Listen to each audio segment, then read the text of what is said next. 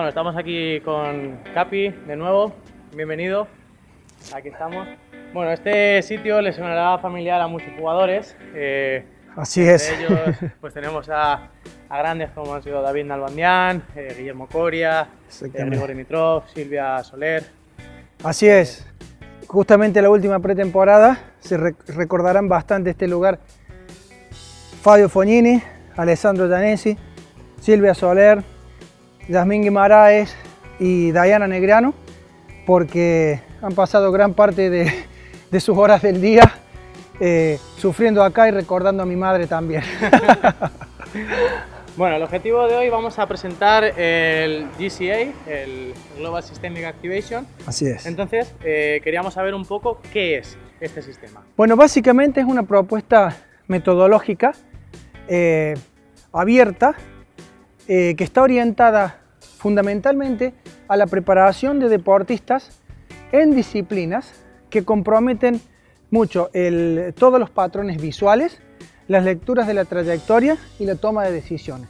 Con esto quiero decir que hay que diferenciar muy bien dentro de las metodologías de fitness lo que sirve para una cosa y lo que no, lo que es conveniente y lo que no, y como siempre hago referencia a algunos conocimientos que admiro mucho del Bushido Samurai, o sea, evitar lo inútil y no dejar nunca de lado lo que es imprescindible.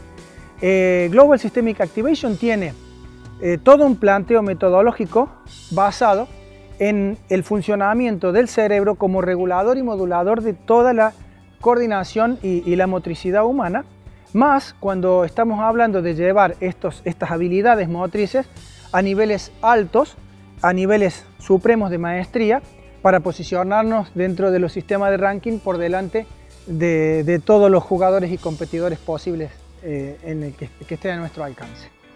Y este sistema tendrá algún momento en el que saltó la tecla y dijiste, necesito algo diferente a lo que ya hay. ¿Cómo nace GSA? Bueno, a mí siempre me gusta recordar esto de los orígenes, de dónde surgen las primeras ideas, y esto hace referencia a la disciplina que yo practico desde muy pequeño, que es las disciplinas marciales, todos los sistemas de combate.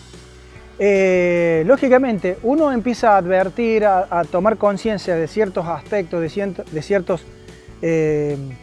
ciertos conceptos que los empieza a ver como importantes, pero luego de mucho tiempo, recién los plasma, los pone al descubierto, los pone sobre la mesa y dice, ok, ¿qué podemos hacer con esto?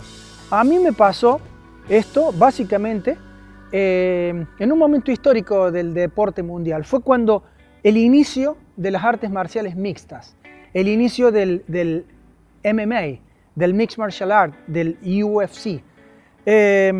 Básicamente yo me encontré con un video donde salía el primer Ultimate Fighting Championship, donde era no way out, no time out y no weight. Es decir, no había reglas, no había salida y no había peso, no había categoría. Por una cuestión de cortesía no valía rasguñar, no valía hacer hooking y todo lo demás valía. Y no había duración, nada. Razón por la cual realmente la preparación era todo un desafío, pero también estaba todo muy iniciándose. Con mi gran amigo y compañero de este viaje, Diego Visotsky, un gran luchador, un gran en este momento coach, y dedicado a difundir las artes marciales mixtas desde nuestra provincia de Córdoba hacia todo el mundo. Compitió en Japón, en Estados Unidos, en Costa Rica. Fuimos realmente partícipes de una experiencia tremenda donde pudimos ganar un campeonato mundial de vale todo en el Bodog Fight en la categoría 83 kilos. Practicando nos dimos cuenta de la necesidad que teníamos de cambiar la preparación tradicional, de que no alcanzaba solamente con hacer fuerza y hacer sentadilla y hacer pre de banca, que había otras cosas que decidían el combate y que estaba relacionado básicamente con la conexión de la componente visual a la acción motriz, con las coordinaciones necesarias para resolver situaciones tácticas, con la toma de decisiones y sobre todo con realizar con maestría todo ese arsenal de posibilidades técnicas bajo circunstancias emocionales muchas veces adversas. Cuando nosotros advertimos eso, comenzamos juntos a pensar diferentes metodologías y bueno, mi especialidad y todo mi background, mi historia estudiando el entrenamiento, me daba muchas herramientas, pero yo me daba cuenta también que teníamos que modificar el punto de vista, que cambiar el paradigma de la preparación, como volverse más fuerte, más resistente, lanzar más lejos, saltar más alto. Y es ahí donde aparece mi planteo. Ok, muchachos, nos hemos olvidado del cerebro. El cerebro es el que regula todo esto y nosotros hemos estado concentrándonos en la periferia que significa la masa muscular o de última la resistencia de los sistemas energéticos. Entonces ahí fue el momento de quiebre donde en la práctica misma surge esa reflexión y de ahí toda esta deriva que ya lleva más de 32 años de experiencia, pero aproximadamente unos 21 de planteo directo de ordenamiento de la metodología.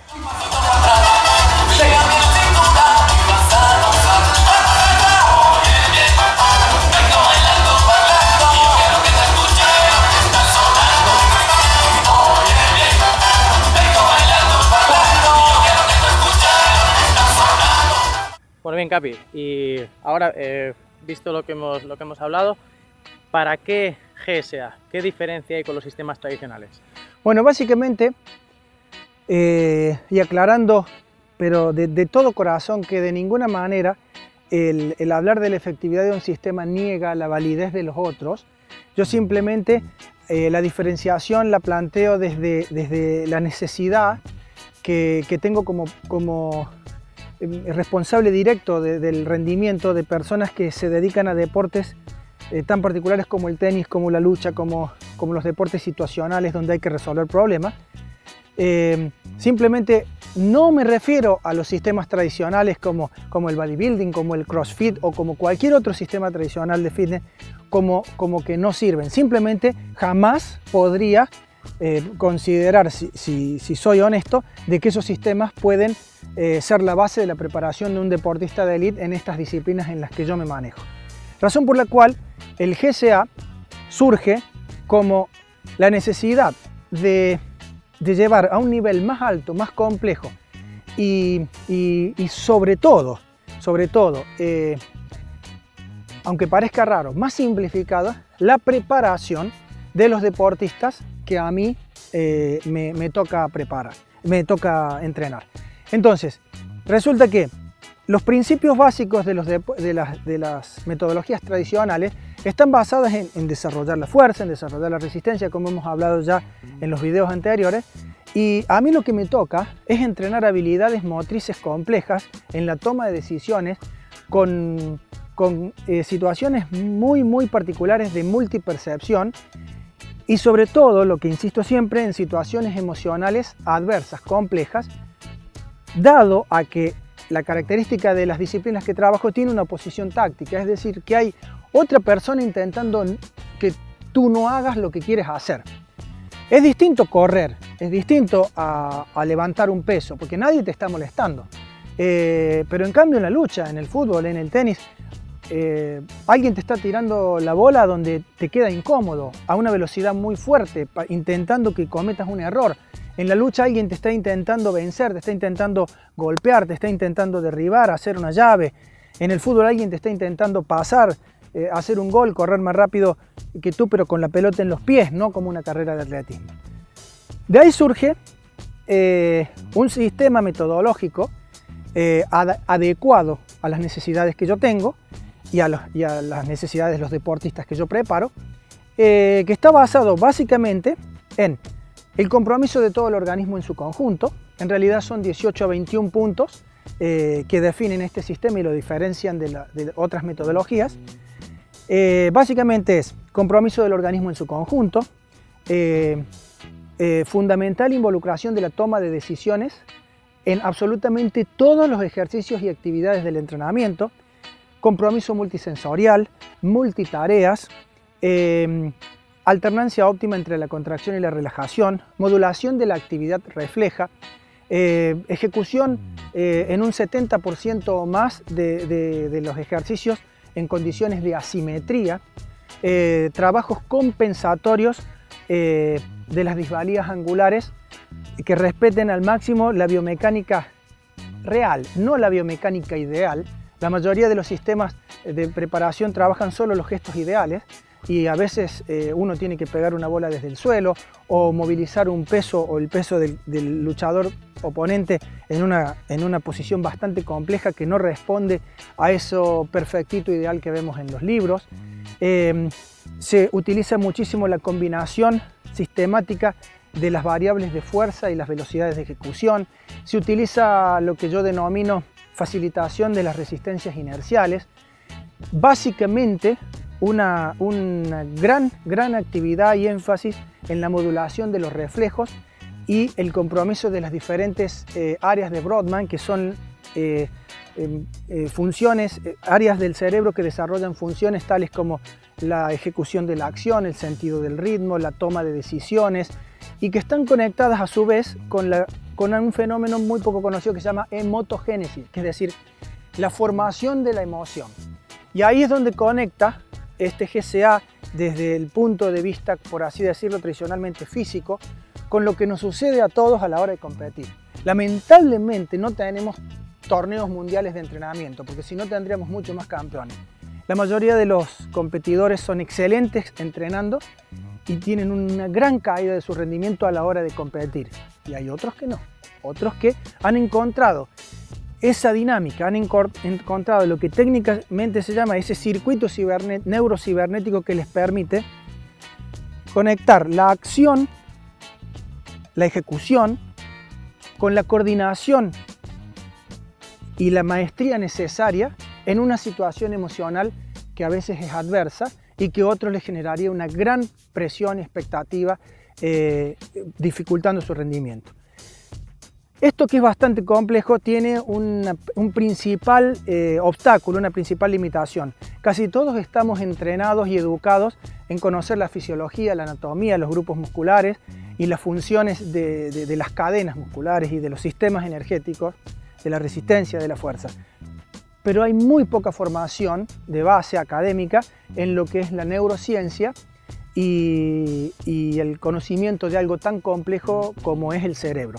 Razón por la cual, luego de una gran experiencia en la formación de esto, me doy cuenta que lo primero que hay que hacer es empezar desde la base, como una introducción a el conocimiento, digamos, fundamental, esencial, de cuál es la estructura y cómo funciona básicamente nuestro cerebro, para luego pasar a entender todo eso como una herramienta para ser aplicada al diseño metodológico en la preparación de deportistas de élite.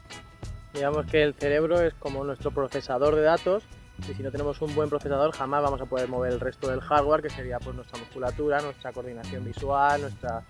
Exactamente, yo pongo un ejemplo como una metáfora que puede ser útil. Digamos, yo puedo tener el mejor auto de Fórmula 1 del mundo. El problema es que tengo que ver si voy a correr Fórmula 1 o Rally primero. Yo puedo tener el mejor coche del mundo para correr Rally y ir a correr Rally. Hay que ver quién lo maneja, quién lo dirige. Entonces pasa esto, muchas veces queremos que un atleta se vuelva un superatleta. Claro, pero un superatleta es para ser atleta, no para ser jugador de tenis o para ser jugador de fútbol. No sirve de nada que un jugador de fútbol haga récord mundial en 100 metros si lo va a hacer una vez y tiene que jugar 90 minutos. Además, que lo haga una vez no significa que pueda trasladar la pelota y convertir un gol o asistir a su compañero para que lo haga. Un lanzador de jabalina puede hacer récord mundial de distancia en el lanzamiento de jabalina, no quiere decir que saque a 230. Y si lo hace, que lo haga una vez no sirve, porque tiene que jugar por lo menos 2 sets y a veces es necesario jugar 5.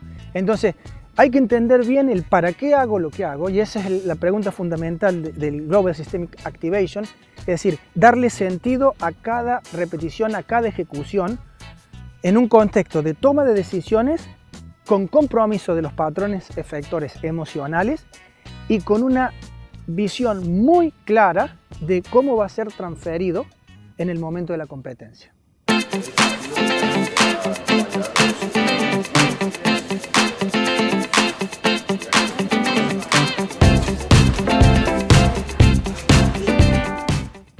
Bueno, Capi, y cuéntanos un poco, ¿qué jugadores, con qué atletas o deportistas has trabajado? Bueno, una larga historia, porque aunque a veces resulte raro al escucharlo, yo llevo más de 32 años siendo entrenador. Empecé muy joven y vale la pena mencionarlo, no solo he trabajado con tenistas, comencé trabajando con deportes de resistencia como natación, triatlón, ciclismo, maratón y logré excelentes resultados viajando mucho por el circuito internacional con triatletas, también con nadadores y otro tipo de fondistas. Y lógicamente siempre me tiraba mucho la disciplina de mi origen, que siempre son las artes marciales. Y ahí fue cuando surgió más la necesidad de este tipo de planteo metodológico. Entonces, desde nadadores, triatletas, tenistas de clase mundial, por hacer referencia al tenis, comencé con una excelente deportista anterior a la época de Ivana Madruga, de Gabriela Sabatini en Argentina, que es Ivana Madruga. Luego trabajé con Inés Gorrochategui, Clarisa Fernández, María Emilia Salerni, que ganó Wimbledon. Clarisa Fernández hizo semifinal en Roland Garros, llegaron a ser 20 del mundo, Inés Gorrochategui 18, 17 del mundo, para luego trabajar, bueno, desde muy pequeña edad, desde muy pequeño con David Nalbandián, y pasar luego por Guillermo Coria, Juan Carlos Ferrero, María Sharapova, Janko Tipsarevic, María Marta Domachowska, Guillermo García López, Nico Almagro, Grigor Dimitrov, y últimamente haciendo un trabajo muy interesante con un equipo realmente que es un honor para mí formar parte de él, con José Perlas, Marc Guada y Ana Puente. Estamos trabajando con Fabio Fognini desde hace ya cerca de 1 año y medio, 2, empezando con una rehabilitación, y otro equipo que para mí es realmente también un honor participar es el de Andreu Guilera y Bianca y Silvia Soler, con el que estamos trabajando desde esta última pretemporada. Realmente yo lo que veo es algo a lo que hiciste mención en videos anteriores, es la importancia de que un sistema de este tipo, al romper con el patrón tradicional, genera una disposición mucho mayor al trabajo, genera también una mirada mucho más orientada a la situación real de la batalla, y no esa cuestión desconectada de para qué hago tanta fuerza y corro tanto si no entiendo cómo esto me va a ser rentable a la hora de competir. Si sumamos eso a que en cada entrenamiento se va progresivamente conectando e introduciendo al competidor a entender sus dinámicas emocionales, a hacer reflexiones simples y prácticas, ninguna cuestión compleja, acerca del sentido de cada acción y orientando toda la metodología a aplicarla a la competencia, entonces nos encontramos con algo que cumple a rajatablas el objetivo de la metodología, es decir, brindar mejores posibilidades a los competidores. Además de los tenistas, tengo que mencionar también que he trabajado en windsurf, en clase Mistral en los preolímpicos de Atlanta, en judo, en artes marciales mixtas, en la preparación de diferentes otras disciplinas, y siempre ha tenido ese mismo patrón recurrente, siempre se repite, la motivación que implica un trabajo orientado a la transferencia directa a la situación competitiva.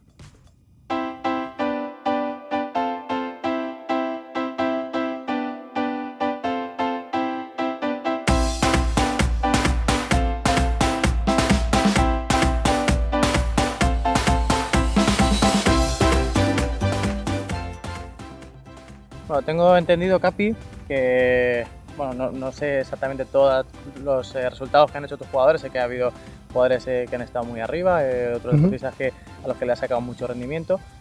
Por poner un ejemplo con Fabio, creo que cuando entraste tú en el equipo estaba por debajo del 50 del mundo y llegó a estar entre los 20 primeros, ¿no es cierto? Sí, sí, yo todas estas observaciones las quiero hacer dejando muy claro que los resultados son la consecuencia de una serie interminable y compleja de factores y no consecuencia de la aplicación de un sistema, ¿no? O sea, yo básicamente creo que al final, como alguna vez me dijo Pepe Higueras, sabias palabras, dice, nosotros podemos darle lo que sea al jugador, pero el que la tira adentro fuera es él. Y siempre pongo énfasis y prioridad en que no importa lo que el coach dice, lo que define el resultado es lo que el jugador escucha y lo que el jugador interpreta de lo que el coach dice. Más allá de que en este caso, por ejemplo, a mí sí me interesa analizar, por ejemplo, que de una gran cantidad de jugadores que estaban en esa situación, en un muy serio y responsable trabajo de equipo que llevaba muchas horas de pista y muchas horas de campo y muchas horas de trabajo, tantas como horas sumadas en la mesa para ponernos de acuerdo de qué hacer, básicamente con José Perlas. Varios jugadores que comenzaron en esa zona de cerca del 50-60 terminaron metiéndose top 10, ¿cierto? Lo que a mí me llama la atención siempre es esa visión, digamos, resultadista y un tanto como de querer todo rápido. Hace un año y medio, cuando empezamos con Fognini, en alguna conferencia en Italia, después que José termina de exponer tremendamente, con una gran clase, aspectos del coaching de un jugador de tenis, se levanta una persona y le dice, ¿por qué no hace eso con Fognini? Porque Fognini estaba en número 60, por ejemplo. Entonces le dice José, tenga paciencia, estamos trabajando, no se puede lograr todo tan rápido. Esta persona a lo mejor no sabía que Fognini estuvo casi un año con fascitis plantar y casi no lo podíamos hacer mover. Y resulta que vuelve José a la conferencia y lo recibieron todos con aplauso porque Fognini estaba número 14 del mundo. Entonces, no podemos pretender que la gente sepa todo. Lo que sí es importante es mantener la calma y decir, todo lleva tiempo y los resultados son consecuencia de un trabajo en equipo muy, muy importante, con el apoyo de la especialidad de cada uno, pero que al final termina decidiéndolo el jugador, ¿no es cierto? A mí me parece siempre importante destacar esto, porque como leí en una nota muy interesante de coaching hace poco, o sea, muchas veces es más probable que un gran jugador genere un gran coach que un coach genere un gran jugador. Hay tremendos coaches de un solo jugador. A mí lo que me interesa es escuchar a los coaches que con una gran cantidad de jugadores tienen una estadística de haber metidos todos en la élite. Si hay coaches que hacen de una piedra un diamante y otros coaches que se encuentran con un diamante. Entonces, indudablemente de todos hay que aprender. Pero lo que nos deja claro esta metáfora es que el rendimiento depende del jugador. Que los equipos ayudamos, seguramente que ayudamos. Que los equipos nos rompemos y trabajamos y todo, seguramente. Que los sistemas ayudan, seguramente. Pero en definitiva, volviendo a las palabras de Pepe Higuera, el que la tira adentro o fuera es el jugador y él es el que se lleva tanto el mérito del resultado como la responsabilidad del no resultado.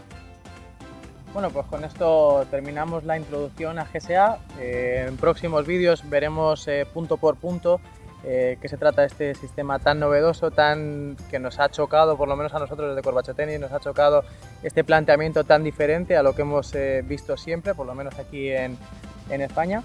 Un placer, como siempre, Capi, y en próximos vídeos pues seguiremos hablando sobre GSA y sobre los sistemas de entrenamiento. Así es, muchísimas gracias y como dice mi amigo, nos vemos en la pista. Nos vemos en la pista.